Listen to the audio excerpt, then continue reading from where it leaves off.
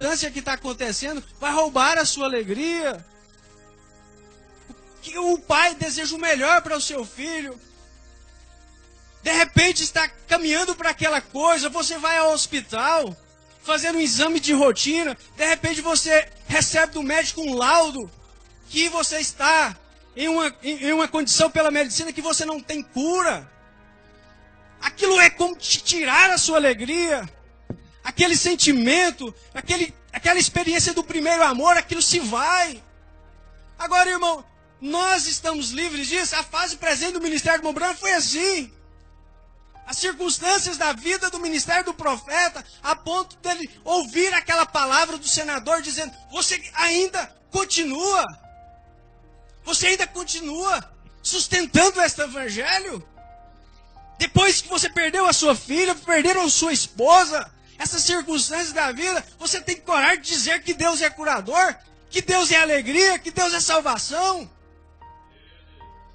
Mas o profeta, ele teve discernimento, ele diz assim: não é eu que estou sustentando esta mensagem, é Ele que está me sustentando.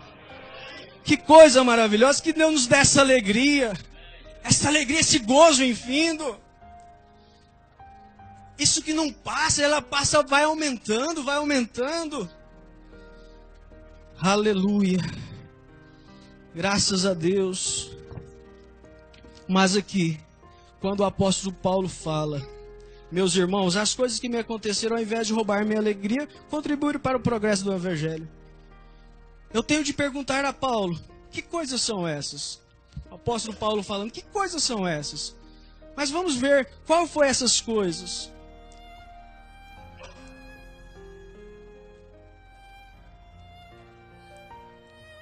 Eu poderia responder para nós. O apóstolo Paulo falando para nós, respondendo essa pergunta: quais foram essas coisas? Eu fui perseguido em Damasco, lá na prisão. Eu fui rejeitado em Jerusalém. Eu fui esquecido em Tarso. Eu fui apedrejado em Listra. Eu fui preso e açoitado em Filipos. Eu fui mandado embora em Tessalônica. Eu fui chutado de Verreia. Eu fui chamado de tagarelo em Atenas. Eu fui chamado de impostor em Corinto. Eu enfrentei feras em Éfeso. Eu fui acusado em Cesareia. Eu enfrentei um naufrágio indo para Roma. Eu fui picado por uma cobra em Malta. Agora você vai falar, todas as coisas que aconteceram no meu ministério contribuíram para o bem. Todas as circunstâncias. Apóstolo Paulo, como foi a fase do ministério de Paulo? Nós vimos aqui, mas ele era a mesma pessoa. Aleluia! Eu cheguei em Roma algemado. Você lembra quando você chegou? Como que nós chegamos? Eu cheguei em Roma algemado e preso. Mas eu quero que vocês saibam que essas coisas, essas circunstâncias contribuíram para o progresso do evangelho. Este homem não crê em azar. Este homem que é você, que sou eu, nós não cremos em azar. Aleluia! Nós não cremos em azar. Aleluia! E dizer a ponto, eu estou sozinho. A menos que nós, como homens, somos sujeitos a pensar como o nosso próprio Jesus disse: Senhor, se possível, passa de mim esse cálice. Que momento que estava Jesus. Mas o seu interior, todos nós devemos que ter uma voz do interior e não ser desobedientes à voz do nosso interior. Esse sentimento na alma. O diabo fala no nosso ouvido, mas nós devemos ouvir a voz de Deus em nossos corações. É o que fala, é o sentimento, é o controle de todas as coisas. De repente, Jesus diz: se possível, passa de mim esse cálice, mas todavia seja feita a tua vontade. Aleluia. Graças a Deus. Este homem não crê em sorte. Eu estou sem sorte. Este homem não tem medo de olho gordo. Este homem não tem superstição. Este homem sabe que é Deus que dirige o seu destino. É Deus que dirige os nossos passos. Deus sabe tudo. Ele escreve neste primeiro capítulo porque ele estava preso. Irmãos, quantas vezes nós não estamos presos?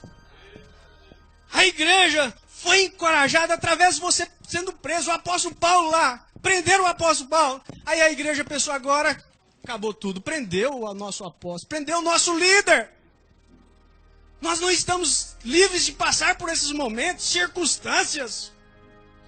Mas lá na prisão, o apóstolo Paulo tinha convicção daquilo que ele tinha pregado. Ele tinha certeza do que ele tinha ensinado para o povo, daria condição para eles suportar, para eles vencer. Mas aquela hora ali, a igreja foi mais encorajada, sabendo que o seu líder estava lá naquela condição. Eles oravam mais. Por isso, irmãos, que os mais belos hinos, elas sempre foram escritas em momentos de tribulações. As maiores pregações foram tiradas em momentos de que você sentia que não tinha mais uma saída. Quantas vezes você está nesse sentimento de tristeza? Filhos em condições terríveis. Filhas em condições terríveis. Igrejas em condições terríveis. Você mesmo em condição terrível. Mas você tem que ir para a igreja sabendo que há um povo ali que precisa da sua força. Precisa ver em você alegria. Semblante alegre, disposição para ajudar a noiva do Senhor Jesus Cristo. Aquela irmãzinha que está lá, sofrendo com o seu esposo, bêbado. Ela fala, eu vou para a igreja, eu vou falar com o meu pastor. Eu vou receber ali uma fé que vai me dar para ajudar a enfrentar as circunstâncias da vida. Agora, será que o seu pastor não está na mesma condição? Passando por os mesmos problemas com famílias? Mas foi naquela hora que a igreja foi mais forte. Aleluia. Graças a Deus. Graças a Deus. Mas lá na prisão, naquela condição, ele estava preso e ele evangelizou toda a guarda pessoal do imperador com 16 mil homens, soldados e membros do palácio de Nero. Gente que vivia no palácio e que tinha influência do império. Quando Paulo estava preso, a mensagem da hora chegou lá. Ele não podia visitar as igrejas, estava amarrado naquela condição, estava preso ali. Ele não podia visitar mais as igrejas. Ele começava então a escrever cartas lá na prisão. Por isso que nós ouvimos aqui o pastor, às vezes o pastor não visita na casa de todos, mas ele está lá orando, intercedendo, sofrendo com a igreja. Carta da primeira prisão, lá na prisão, Efésios, Filipenses, Colossenses, Filemon.